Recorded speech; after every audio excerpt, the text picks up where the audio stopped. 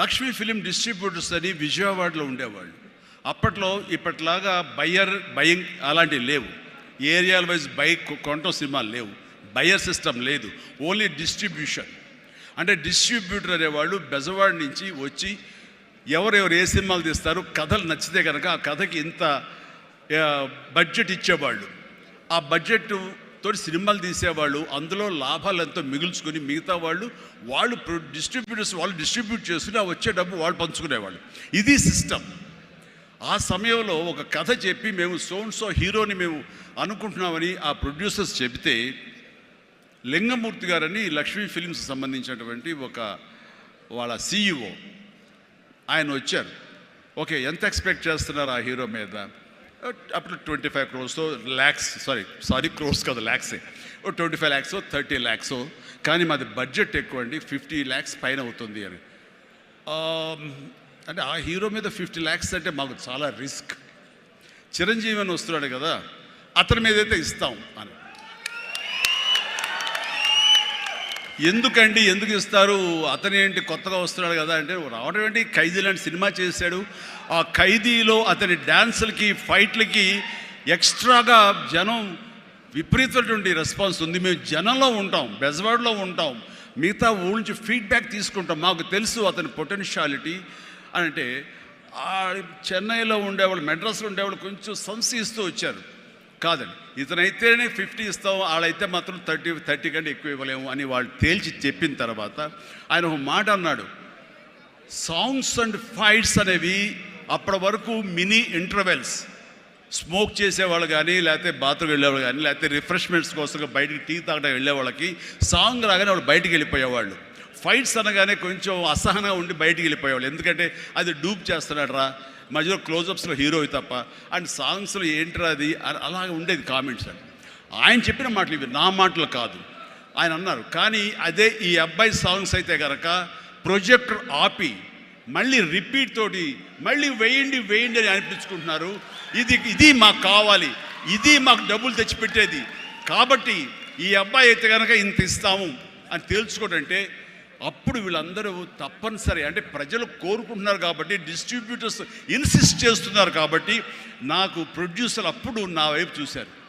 అది పోయి ఏమైందంటే రామారావు గారి తర్వాత రామారావు గారి ప్రొడ్యూసర్లు ఎవరున్నారో అంతమంది ప్రొడ్యూసర్, దేవిప్రసాద్ గారు, చలసాని గోపి గారు, త్రివిక్రమ్ గారు అండ్ వాట్ నాట్, ఏడు నాగేశ్వరరావు గారు, ఇలాంటి నిష్ణాతులైన ప్రొడ్యూసర్లు అందరూ ప్రతిరోజు నా షూటింగ్లు ఎక్కడ జరుగుతున్నా, ఎవరితో జరుగుతున్నా, ఏ ప్రొడక్షన్ జరుగుతున్నా సరే వచ్చి నా దగ్గర కూర్చుని వాళ్ళందరూ కలిపి ఈవినింగ్ స్నాక్స్ తింటూ ఉండేవారు.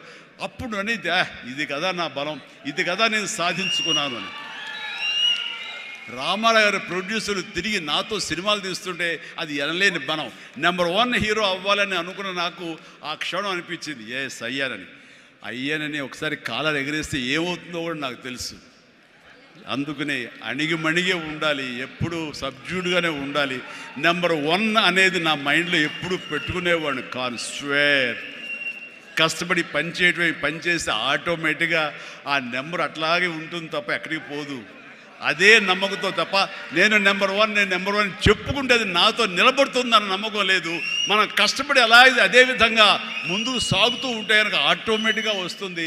ఆ నెంబర్ 1 స్థానం అలా నిలబడి ఉంటుంది. అది గట్టిగా నమ్మిన వాడిని. ఇది ఎవరు చెప్పింది కాదు, నా అంతరాత్మ నాకు చెప్పింది కాబట్టి దాంతో ఫాలో అవుతూ వచ్చేవాడిని. అందుకని ఈ రోజున నేను సరదాగా ఎంటర్‌ప్రెన్యూర్‌షిప్ వెళ్ళది నేను నా సోత్కర్షం చెప్పకూడదు అనుకుంటున్నప్పుడు నేను ఏం పాయింట్ చెప్పాలని ఊరికనే గూగుల్ చేస్తే the key principles to become an entrepreneur, identify your passion. NCC తర్వాత నిర్దిష్టంగా నా ప్యాషన్ ఏంటో నాకు తెలిసి వచ్చింది, acting. And take calculated risk. నాన్నన్నారు, ఈ సినిమా ఇండస్ట్రీలో ఎవరు తెలియదు, నువ్వు వెళుతున్నావు, అది రిస్క్ కదరా, మరి అక్కడ ఎవరు రాణించకపోతే ఏం చేస్తారు? నాన్న, రాణించకపోతే ICWAI ఆ కోర్సు చేరతాను ఎగ్మూర్లో, అందులో సైమిల్టేనియస్గా చదువుతాను, టైం వేస్ట్ చేయను అంటూ పగలంతా ఫిలిం ఇన్స్టిట్యూట్, ఈవినింగ్ అయ్యేసరికి ఈ యొక్క ICWI ఎగ్మూర్ అని చెన్నైలో ఉండేది. ఆ ప్రాంతంలో ఆ ఇన్స్టిట్యూట్లో నైట్ కాలేజీ చదివేవాడిని. ఒక 6 months అయిన తర్వాత చాలా కష్టమైపోయేది. నైట్ నిద్ర లేకుండా, పగలేమో ఈ ఫిలిం ఇన్స్టిట్యూట్లో నేను అనుకున్నది చేయలేక, నెమ్మదిగా నా ఇంట్రెస్ట్ స్ట్రెంగ్తన్ అవుతుంది, నాలో బలమైనటువంటి నమ్మకం ఏర్పడుతుంది, ఖచ్చితంగా రాణించగలన్న బలంతో వేసారంటే దీన్ని తెలియకుండా నేను వదిలేశాను. అది అలాగా. సో ఆ రిస్క్ తీసుకున్నాను నేను చెన్నై వెళ్ళి. Set clear achievable goals. Yes, నాకున్న టాలెంట్ డ్యాన్స్ అచీవ్ చేయగలను, నాకు టాలెంట్ ఒరిజినల్ ఫైట్స్ చేయగలను. Yes, I can do that. Performance ఇవ్వగలను. ఆ ఇవ్వటంలో పాటు ఒకే మాస్ మాస్ మాస్ అంటే ఎప్పటికైనా బోరు కొడుతుంది. అలా కాదు, అంటే డిఫరెంట్ డైరెక్టర్స్ని నమ్ముకున్నాను నేను, డిఫరెంట్ కథలను నమ్ముకున్నాను. ఒక పక్క నుంచి ఖైదీ సినిమా చేస్తే, మరో పక్క నుంచి నేను మంత్రి గారి వియ్యంకుడు సినిమా చేశాను. College students, young lad, love subject చేశాను. రెండు కలిపి ఒక వారంలో రిలీజ్ అయింది. మీరు కావాలంటే గతంలోకి వెళ్ళి ఆ ఖైదీ రిలీజ్, నెక్స్ట్ మంత్రి గారి వియ్యంకుడు చూడండి. 1 week. రెండు, ఒకటేమో సూపర్ డూపర్ ఫినామినల్ హిట్, ఒకటి సూపర్ హిట్ అయింది మంత్రి గారి వియ్యంకుడు. ఆ తర్వాత శుభలేఖ, ఒక డిగ్నిటీ ఆఫ్ లేబర్, మన మహానుభావుడు విశ్వనాథ్ గారి డైరెక్షన్లో సినిమా చేశాను. ఆ తర్వాత ఇదే కాదు, చిన్నపిల్లల్ని అలరించేలాగా, ఇందులో చాలామంది చిన్నప్పుడు చూస్తుంటారు చంటి అబ్బాయి. ఆ సినిమా ఆ చేసిన ఆ ఫార్స్ కానివ్వండి, స్లాప్స్టిక్ కామెడీ కానివ్వండి, ఇప్పటికీ చాలామంది చెప్తుంటారు, వాళ్ళందరూ ఐఏఎస్ ఆఫీసులో వాళ్ళు పెద్దవాళ్ళు అయ్యారు వాళ్ళందరూ, అయినా సరే చెప్తుంటారు.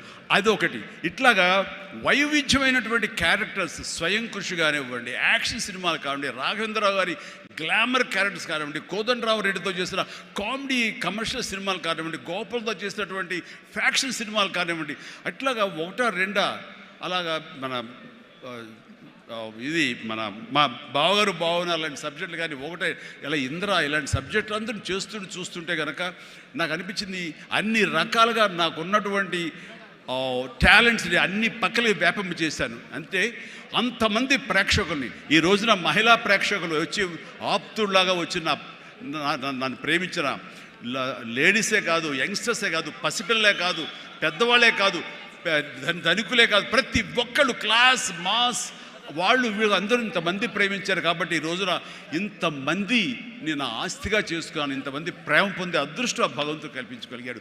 ఎందుకంటే నేను లిమిటేషన్స్ పెట్టుకోలేదు. ఆ రకంగా అది నాకు ఎంతో హెల్ప్ అయింది. అలాగా delivery, high quality work, constantly market understanding. Yes, ఈ రోజున ఒకటే రకమైన డ్యాన్స్లు వేస్తుంటే కనుక బోర్ కొట్టచ్చు.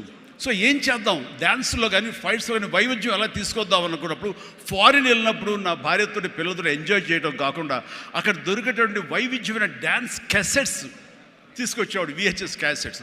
అందులో మైకేల్ జాక్సన్ ఉండేవి. అప్పుడు ఇక్కడ ఇండియాలో VHS క్యాసెట్లు కానీ VHS ప్లేయర్స్ కానీ ఉండేవి కదా, వీడియో ప్లేయర్స్. అవి తీసుకొచ్చి ఒక ప్లేయర్ కొనుక్కొచ్చి అవి చేసుకునేవాడిని, అవి డ్యాన్స్ క్లాస్లో చూపించేవాడిని.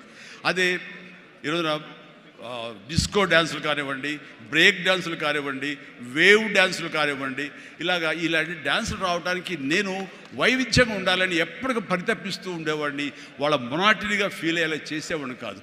అది ఫైట్స్లో కూడా అదే విధంగా ఉండేది. And then critically important is understanding your target audience and customers. So మారుతున్నటువంటి కాలానికి అనుకూలంగా ఆడియన్స్ టేస్ట్ మారుతుంటే మనం కూడా మన సినిమా కథాంశాలు మార్చుకోవాలంటూ ఆయా కథకులతో కూర్చుని ఇంటరాక్ట్ అవుతూ వాళ్ళని మార్చుకుంటూ అప్లోడ్ మార్చుకుంటూ జగదగ వీడు అతిలోక సుందరి, అన్నయ్య అనే సినిమా, సెంటిమెంట్ సినిమా, హిట్లర్ అనే సినిమా, మాస్టర్ అనే సినిమా, రెస్పాన్సిబిలిటీ సినిమాలు, మెసేజ్ ఓరియంటెడ్ సినిమాలు ఇస్తూ ఆ రకంగా మోసపోసే సినిమాల నుంచి నేను బయటికి రావడం జరిగింది. And know that your product won't appeal to everyone and conduct market research and continuously learning. ఇప్పుడు సినిమా, చిరంజీవి సినిమా అంటే అందరూ లైక్ చేసే అందరిని అనుకోకూడదు. కొంతమంది డిస్లైక్ చేసేవాళ్ళు ఉంటారు. కానీ డిస్లైక్ చేసేవాళ్ళని కూడా మనం ఇంప్రెస్ చేయాలి అంటే కనుక మనం ఏ విధంగా మన యాక్టింగ్లో మార్పులు చేర్పులు చేసుకోవాలి అనుకుంటాడు. ఇక్కడ ఉన్నటువంటి కొంతమంది ఇండస్ట్రీలో, సార్ మీ సినిమాల్ని దొంగతనంగా చూసేవాళ్ళం సార్. ఇదేం కర్మయ్యా, దొంగతనం ఎందుకు, ధైర్యంగా చూడొచ్చు కదా అంటే, లేదు సార్ అలా చూస్తే మా వాడు కొంతమంది ఎందుకురా సినిమాలు అంటే అవేనా అని అనేవాళ్ళు సార్. అదేంటయ్యా సినిమాలకు కూడా తేడా చూపిస్తారా? అవును సార్, అందుకని మీ సినిమాలు మీ డ్యాన్సులు అంటే మాకు ఇష్టం సార్, అందుకని సెకండ్ షోలకి ఎవరికి తెలియకుండా కామ్గా వెళ్ళిపోయి చూసి వచ్చేవాళ్ళం సార్. ఏమిటి అసలు అవి చూసి కాలేజీలో ఆ పెర్ఫార్మెన్స్ ఇచ్చేసేవాళ్ళం సార్, మాకు ప్రైజులు వచ్చేసేవి. ఆ రకంగా అందరినీ కూడా ప్రతి ఒక్కరిని కూడా నేను నా వైపు ఆకట్టులాగా చేయగలిగాను.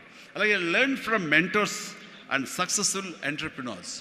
ఎవరైతే మీకంటే ముందే సాధించారో వాళ్ళని మీరు ఆధారంగా చేసుకుని వాళ్ళు ఏ విధంగా అంత స్థాయికి వెళ్ళారు, టాటా వాళ్ళు కానీ ఇంకోళ్ళు కానీ వెళ్ళారు. అంటే నా విషయంలో రామారావు గారు, నాగేశ్వరరావు గారు ఆ స్థాయికి వెళ్ళారంటే క్రమశిక్షణ, టాలెంట్ అనేది ప్రూవ్డ్. కానీ ఇక్కడ క్రమశిక్షణ అనేది చాలా ఇంపార్టెంట్. అందరితో సత్సంబంధాలు పెట్టుకోవడం ఇంపార్టెంట్. నిన్ను క్రిటిసైజ్ చేసే వాళ్ళు ఉంటారు, ఆవేశపడకు, వాళ్ళ తప్పు వాళ్ళు తెలుసుకుంటారు, నువ్వు సంయమనం పాటించాలి. అండ్ అట్లాగా నేను నా సీనియర్స్ నుంచి నేర్చుకుంటూ వచ్చాను. Learn more mentor and successful entrepreneurs of course.